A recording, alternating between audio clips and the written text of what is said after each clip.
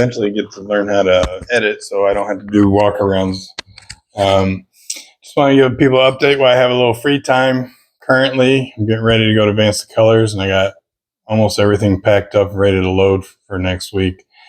I got a little extra free time. I went to visit my parents in Florida in March, and they weren't doing as well as they said they were, so I suggested Meals on Wheels for them, and they asked what that was. So when I got back, there was a Facebook post in our community, local community page. I live out in the country. After I sold my shop, I moved kind of out in the country.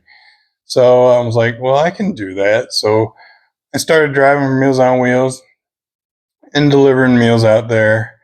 And for those of you who don't know, I'm a disabled veteran and I'm in recovery.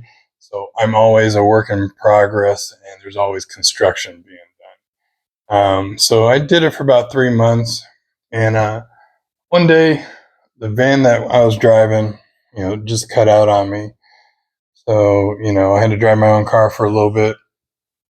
And the director called me in, and that's never a good thing. It's kind of like call on the carpet first. When a commander calls you in, get on the carpet. So I knew something was up, and she sat down and she's like, "Oh, how's your car working? We're getting the van fixed." I was like, "Okay, what's the real point?" And she was like, "I got a call from APS," and I was like, "I don't know what APS is." And she's like, "Adult Protective Services." I was like, "Okay." So I delivered to about 40 elderly people a day, and they relied on it for their lunch. And it was good to see them, and it was a health and welfare check. She's like, "Well, they called and said," she's like, "Did you call somebody a fucking twat?" And I was like, "Yep." She's like, "And then you left a text saying he was an asshole on the office phone?" I was like, "Yep." She was like, "Well, I'm gonna have to write you up." I was like, "Well, don't bother." I was like, "Thank you for the opportunity." And because I don't know how I'll react in the future if that happens again. I didn't have to defend myself. This guy, what happened was, he would hardly ever answer his door, and I beat on the door, and his phone would ring. He's in there, and then he'd come and he's all grumpy. And I don't know what's going on in other people's mind. But one day, I knocked on the door, and finally I hear, "I'm coming." And he opens the door and he's like, "Jesus fucking Christ." I was like, "Here's your meal, sir. Have a great day." And as soon as I turned, I was like, "You fucking twat." Don't know why I had to say that, ingrained in me from the military. I don't know.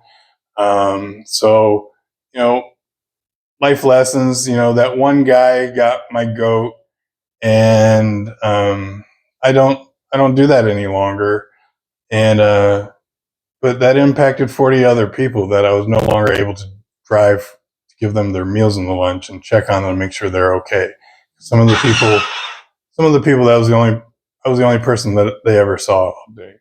So here's a little word of wisdom. My one action impacts other people, even if I don't think they are. So that's all I got for today. I got more to come. I'll probably start doing a thing called a status report on Sundays of what we're doing with gaming in the homestead and such. So keep in tune. Watch what I'm doing. Give me some criticisms and some construction. See you later.